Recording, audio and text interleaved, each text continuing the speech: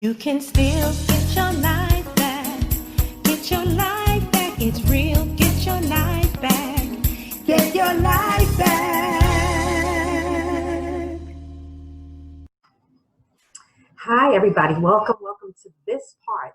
So now we're going to be talking about challenging and confronting those thoughts, all those different thoughts that we talked about in the previous lessons. We are going to talk about challenging. And then after that, we're going to move on to doing thought recording. So I'm giving you some strategies that you can utilize to help you challenge and confront those thoughts.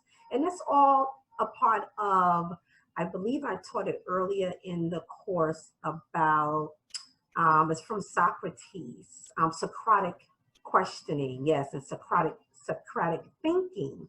You are confronting, you're challenging, you're attacking the thoughts instead of allowing the thoughts to attack you and to disempower you or make you feel disempowered. You are taking control. So, that's what we've been talking about lately is you taking control over those thoughts, you taking power, you dismantling them, you are taking captive all of those thoughts, casting them down. And so you've learned how to do it naturally, and you're also learning how to do it spiritually. So let's get right into that. Okay, which one is it? Here we go. There we go. Okay, so we're gonna leave it open in my PDF, and then the next one we're gonna go through some slides. So confront and challenge disempowering thoughts and beliefs. Let us confront your core beliefs and unhelpful thoughts, or what they say in psychology, putting your thoughts, belief on trial. So I want you to get real creative and picture yourself, your thoughts on trial, because that's what you're going to do. You're going to test those thoughts. This is how you're going to challenge them and see if they're accurate. Where do they come from?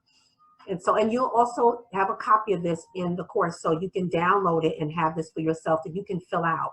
But we're just going through it here. We're going to walk through all of the steps and strategies, and you have it also for your own records. Now, it'd be great if you went through this along while we're doing this, and if not, it's okay. Do it at your own pace.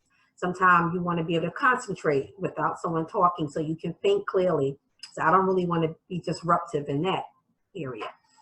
So this is another exercise that can help you attack, challenge, and dismantle the very thoughts and beliefs that cause you to feel stuck, crippled, and or unworthy. This process begins with collecting and gathering evidence, proof against and in support of your thoughts. Note, this discovery gathered must be testable, verifiable, or considered accurate, okay? They're on trial, because we're going to test, because you're going to find out a lot of these things are just, there were seeds planted, some kind of way you formed this narrative about yourself from something, whether it was a traumatic event, or you experience some type of abuse, verbal abuse. There could be so many number of things that cause you to feel and believe a certain thing about you. And even though some things can be a half truth, for example, we talked about it earlier in some other exercises. So maybe you did poorly, say, on a test because you don't study. Maybe, so that the false narrative would be, I can never pass tests. I'm never good at it. The truth is, you can be better at it. You need to study. You didn't prepare yourself. That part may be accurate. You didn't study. That's why you did not pass the test. So I just gave you some more strategies and some help. We did recording your thoughts, or you call it thought recording.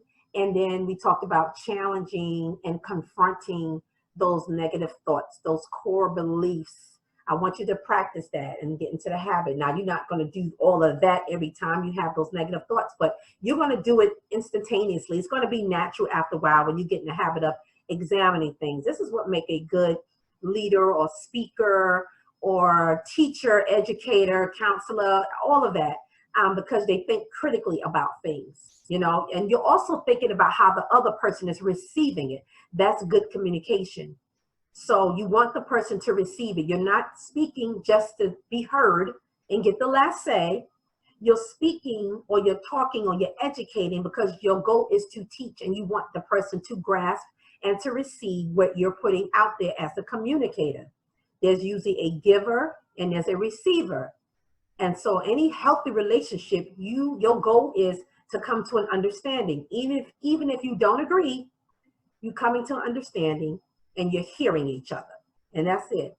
So I hope this little exercise was very, very helpful, and reinforces all of the strategies and what we've been talking about thus far. Hope you're getting a lot out of this program. Are you developing your new mind, a new way of thinking and believing? And so now you tested all of the negative stuff. You tested the false narratives. You tested even the roots of it, where it came from. Because somebody could have said something to you doesn't mean it's accurate, it's true. They might have been projecting a lot of their insecurities and their own issues. Did you think about that? On you. Because again, that's the dysfunction. Sometimes we get used to operating in a certain behavior. We don't even realize it. And we don't realize how we affect other people. This is what I want you to get. This also develops a level of empathy, because you're also trying to understand other people, why they see things the way they see it, why they feel the way they do. You're understanding what's behind it. When you can do this for yourself, that right there is elevation. That right there is another level.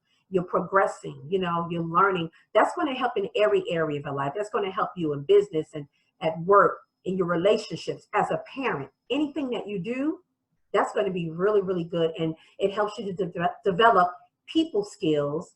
It helps you to also develop learning how to form healthy relationships, like I said, with colleagues, co-workers, think of even as a leader, even as a minister, or as a preacher or pastor or pastoral counselor.